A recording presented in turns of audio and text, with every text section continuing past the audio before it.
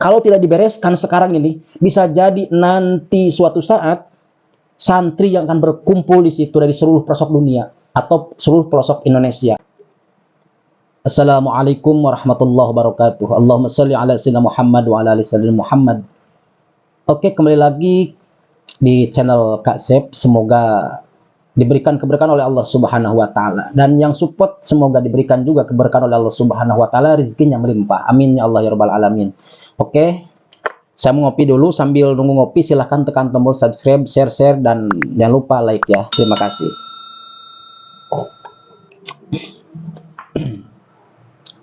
Oke, kita bahas terkait Pondok Pesantren Al Zaitun yang menyimpang dari ajaran-ajaran syariat agama Allah.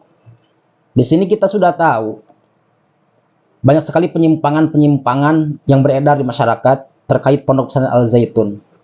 Termasuk kemarin ada pertemuan di Gedung Sate. MUI Pusat mengirimkan delegasinya untuk bertemu dengan Panji Gumilang dan memberikan beberapa pertanyaan.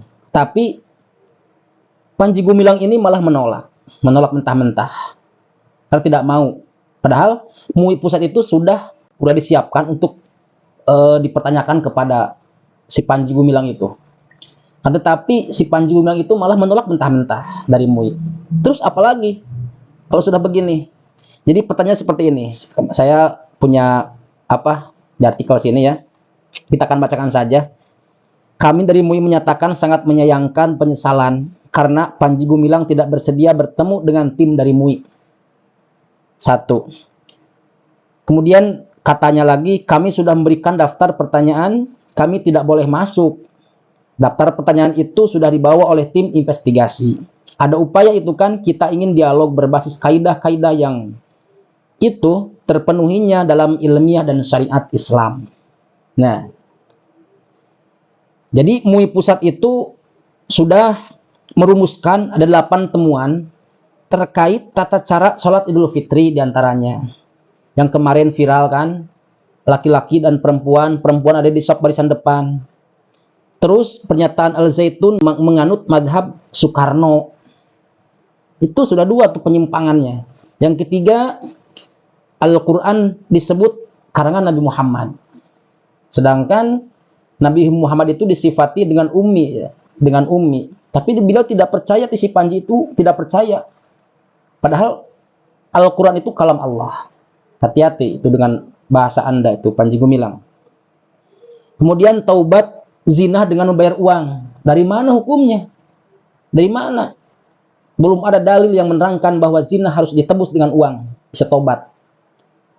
Tobat itu diantaranya membaca istighfar, menyesali perbuatannya, dan sebagainya, ada lagi rukun-rukun taubat. Tapi ini bisa dibayar dengan uang. Kan repot juga. Apalagi gitu yang kurang dari pondok pesantren ini, nah, pernyataan-pernyataan sudah di-share di mana-mana oleh pegiat media sosial, sehingga semuanya udah pada tahu bahwa Pondok Pesantren Al Zaitun itu merupakan pondok yang menyimpang dan sesat dari ajaran agama. Di antaranya, kemudian ada lagi, kemudian merubah salam dan menyanyikan lagu berbahasa Ibrani. Itu lagu salam Yahudi itu, Shalom Aleichem, itu yang ada Lutfi Luki Hakim, artis waktu itu dihadiri, menyebutkan tanah suci itu adalah Indonesia, jadi bukan di Mekah. Wanita boleh jadi imam dan khotib salat Jumat.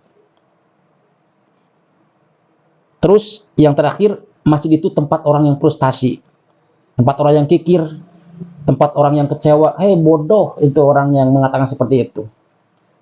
Masjid itu bukan untuk itu. Masjid itu untuk bermunajat kepada Allah Subhanahu wa taala.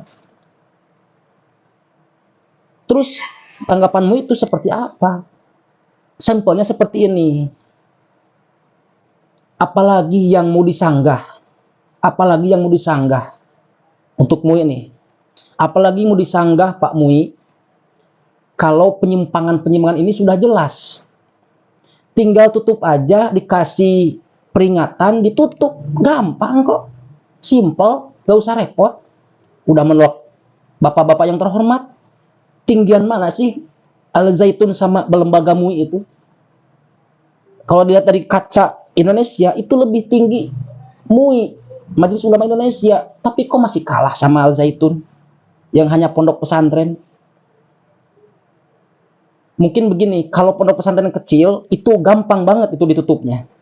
Kalau untuk pesantren besar mungkin agak susah, karena mungkin salah satunya backingannya banyak. Begitu hadirin teman-teman. Yuk, kalau misalkan ini tidak ditindaklanjuti oleh MUI atau pusat atau lembaga manapun, mungkin suatu saat santri yang akan berkumpul di situ untuk mendobrak. Hati-hati. Bisa jadi santri nanti yang akan turun tangan. Kalau misalnya tidak diselesaikan sekarang-sekarang ini. Hati-hati. Bisa saja terjadi seperti itu. Saya sebagai santri merasa gimana gitu terhadap Al Zaitun ini, banyak penyimpangan-penyimpangan, tapi si Panji ini malah begitu santai-santai, kalau kayak nggak punya dosa. Kalau sudah begini, silahkan Pak MUI di pusat sana atau Kemenag, siapapun pemerintah, tinggal tutup aja, beres, kasih list merah, daftar merah pesantren itu, udah jelas kok pelanggarannya. Begitu. Ya, untuk teman-teman semua, yuk suarakan kebenaran-kebenaran. Suarakan kebenaran-kebenaran Islam di media sosial lainnya.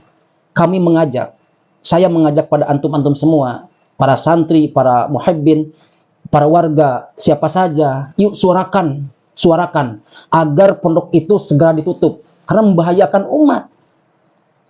Kalau tidak segera ditutup, itu membahayakan umat. Sekali lagi, kalau tidak dibereskan sekarang ini, bisa jadi nanti suatu saat santri yang akan berkumpul di situ dari seluruh pelosok dunia atau seluruh pelosok Indonesia. Mencamkan itu.